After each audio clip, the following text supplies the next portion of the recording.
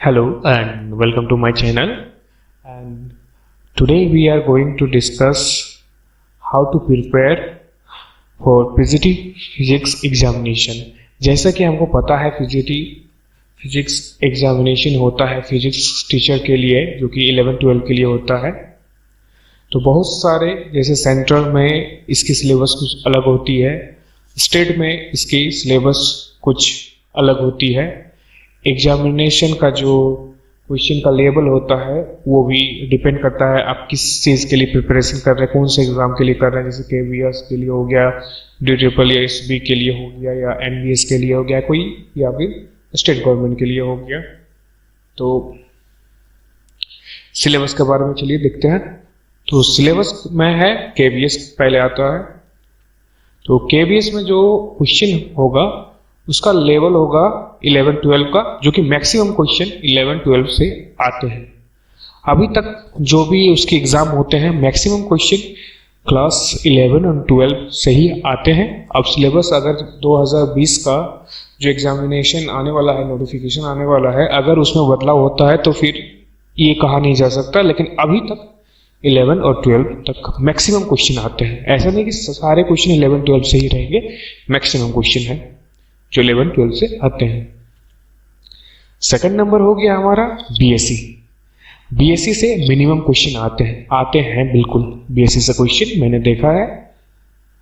अब MSc से मैंने अभी तक नहीं देखा है कि MSc लेवल तक का कोई क्वेश्चन पूछा गया हो।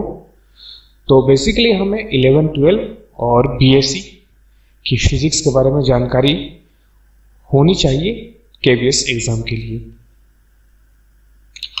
नेक्स्ट है हमारा NVS।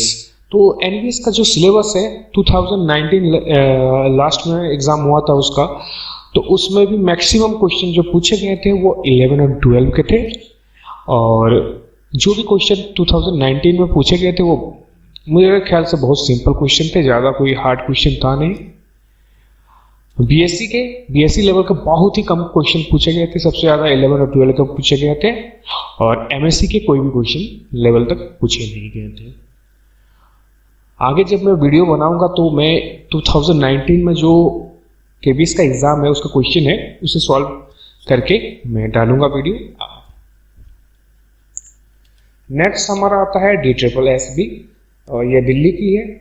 तो ये जो एग्जाम है इसका जो सिलेबस है वो थोड़ा टफ है।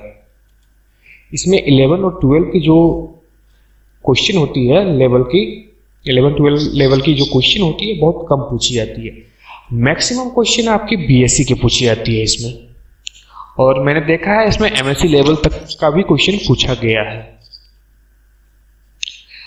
अब एटॉमिक स्कूल के बारे में आ जाते हैं, AEES।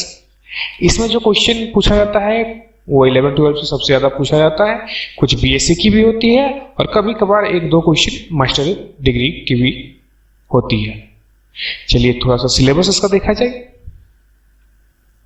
तो जो हमारा अभी तक का सिलेबस है जो नेट से मुझे मिला, वो दिखने में लगता है कि ये 12 की है।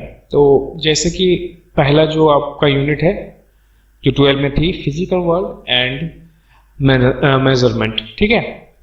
सेकंड काइनेमेटिक्स, थर्ड हमारी है लॉ ऑफ मोशन, फोर्थ आता है हमारा वर्क, एनर्जी एंड पावर। तो जो भी इतना सिलेबस है ये 12 की ही सिलेबस है, ठीक है।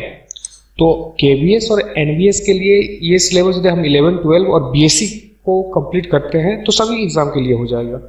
और अगर हम 11-12 खासकर उन्हीं को फोकस करते हैं तो हमारा NVS और KVS के लिए प्रिपरेशन हो जाएगा। अगर सिलेबस चेंज हो जाती है, उसका लेवल BSc तक कर दिया गया, ज़्यादा क्वेश्चन NVS का या KVS का, तो फिर हमें दिक्कत हो जाएगी। तो इस पर हम चर्चा करते हैं। देखिए जो हमारा यहाँ पे देखिए KVS 11-12 और BSc, MSc इसमें कम पूछा गया है, MSc इसमें भी कम पूछा गया है, ठीक है। अब अगर हम इसकी बात करते हैं DSSB की, तो MSc से क्वेश्चन बहुत कम आई हुई है और AEES से भी हमारी क्वेश्चन बहुत कम आई हुई है। तो अगर हम अपना क्वेश्चन सिर्फ 11-12, ठीक है, अगर हम 11, 12 और बीएससी पर ज़्यादातर फोकस करें तो कोई भी एग्ज़ाम हम लोग से निकल सकता है।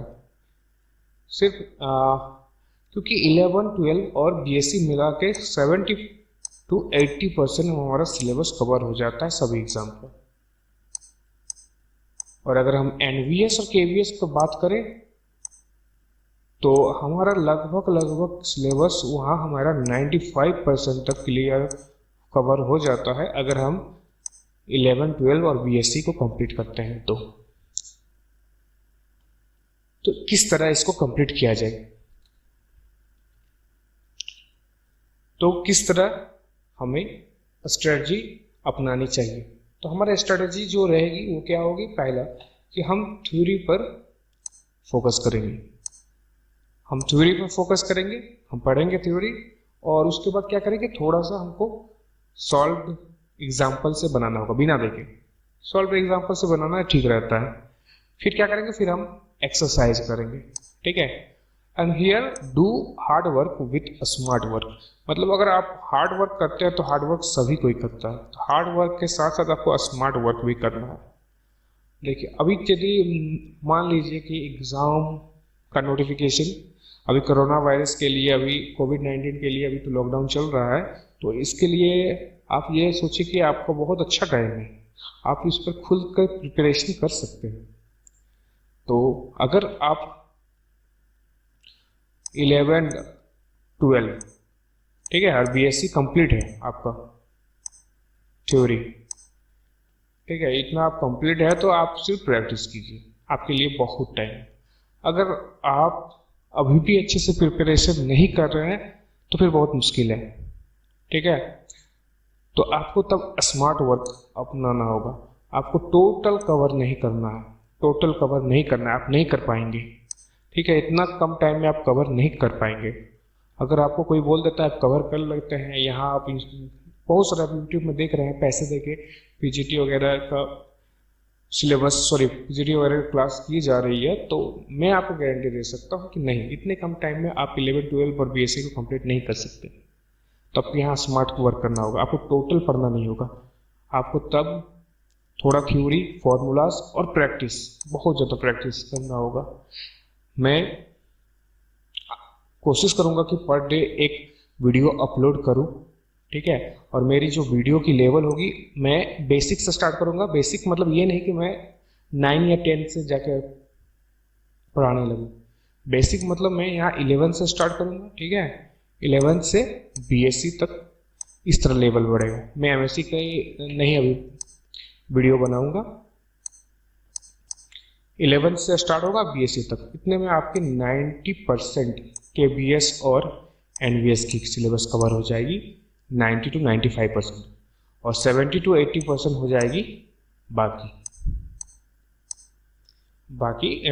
पीजीटी एग्जाम में। तो आशा करता हूँ आप लोगों को ये वीडियो अच्छा लगा। ऐसे इसमें बहुत ज़्यादा जानकारी नहीं दी थी क्योंकि जानकारी ऐसा कुछ है नहीं, जानकारी यही है कि टाइम है आप पढ़िए।